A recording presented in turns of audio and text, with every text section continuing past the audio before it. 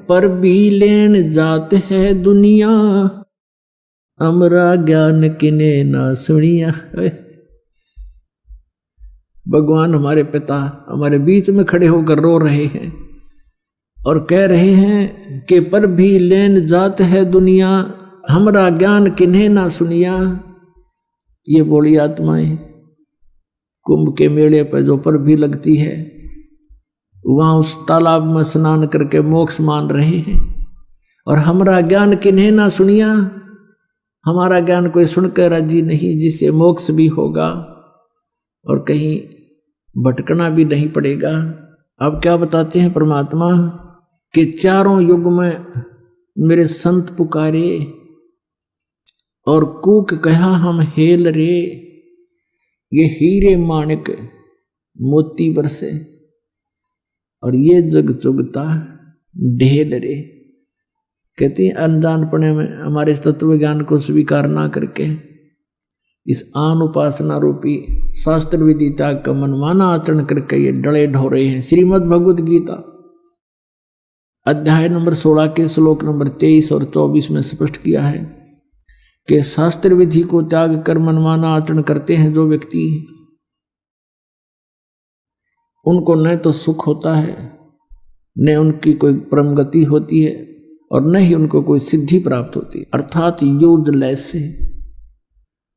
तो भक्ति तीन वस्तुओं को प्राप्त करने के लिए करते हैं, सुख हो, परम गति हो, हमें कुछ सिद्धि प्राप्त हो। सिद्धि के साथ ही हम सतलोक जा सकते हैं।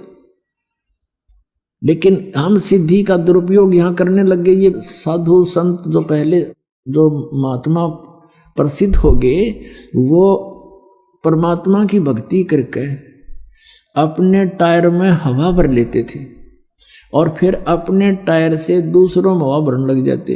आप भी खाली और उनका काम चलना ना, उसको थोड़ी बहुत हवा आते हैं। तो इस प्रकार वो सिद्धि दिखा दिखा कर उस सिद्धि को यही नाश कर देते थे, अपनी भक्ति को। अब परमात्मा के इन मंत्रों में जो आपको दिए जाते हैं, इसमें कहते हैं 24 सिद्धि आ जाएंगे आपके अंदर, 24 सिद्धि।